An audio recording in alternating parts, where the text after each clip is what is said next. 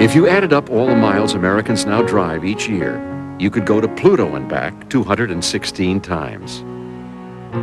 And though people claim to support public transportation, very few actually take it. Everyone now travels by car, or wishes they did. People in a rush, people living in their cars, people banking through their cars, people going to church, people going to the movies, people going to restaurants, to all these things, doing it through their cars.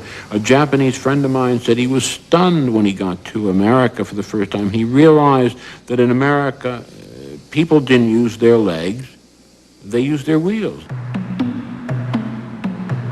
From the beginning, there have been problems most of us don't want to think about. 2.5 million people killed since 1928. 300 million tons of exhaust a year. Scientists worry that we might be permanently damaging the Earth's protective ozone layer. We fell in love with the car because it provided escape and freedom. And then found ourselves trapped in look-alike malls, parking lots, and traffic jams. So we built new dream machines that could climb the highest mountain, conquer the desert, go wherever we wanted to go. The fantasy in a sport utility vehicle is the open road.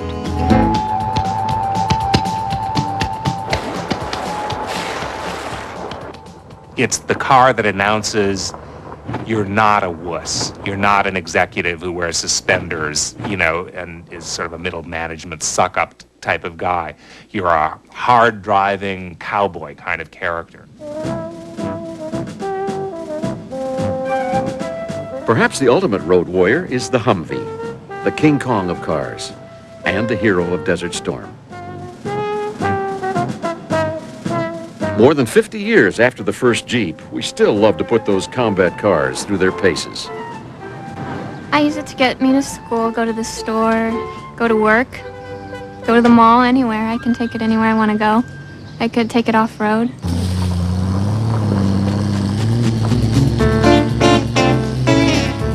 The statistics on how many people actually take these things off-road is very small.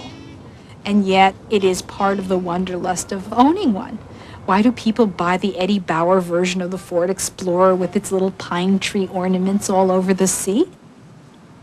It's as much of the reason why they bought muscle cars 30 years ago.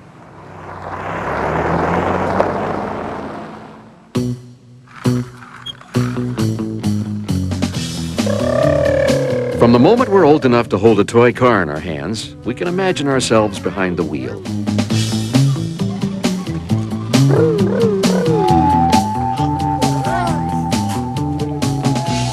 The first thing every teenager wants is a car, and it's the last thing we ever want to give up.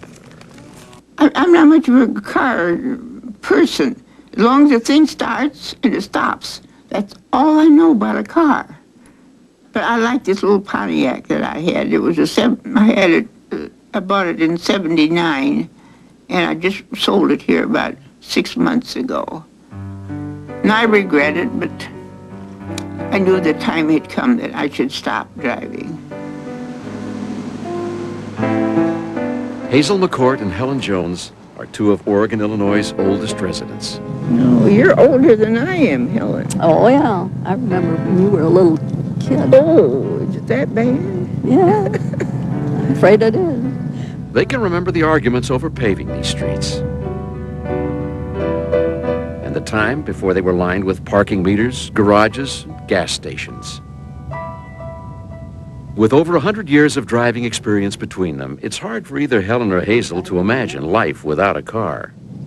Did you go to church this morning, Hazel? No, the friend that picked me up was sick.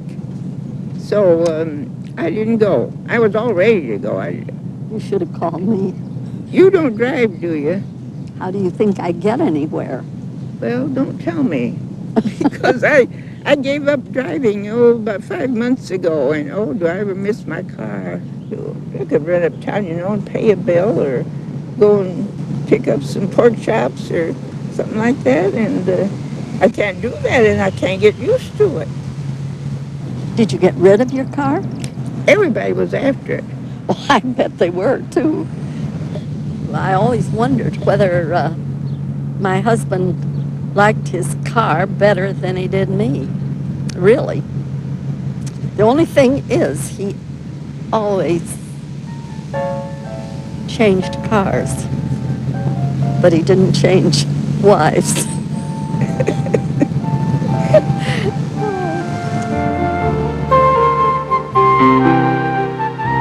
We can change the makes and models, but the love affair remains.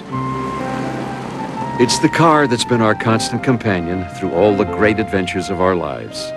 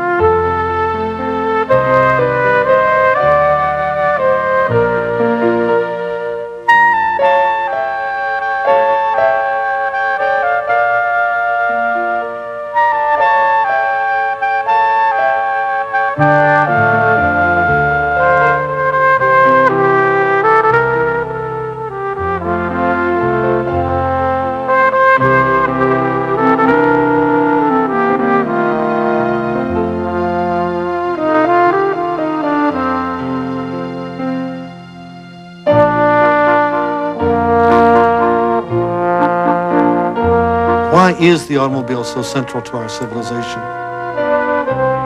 And one answer may be that it really reaches back to the American psyche, to the way we define ourselves as a people, our individualism, our freedom, our love of the wide open spaces. You can go when you want to go, where you want to go. There's no question that Americans believe in the automobile and are not about to let go of it.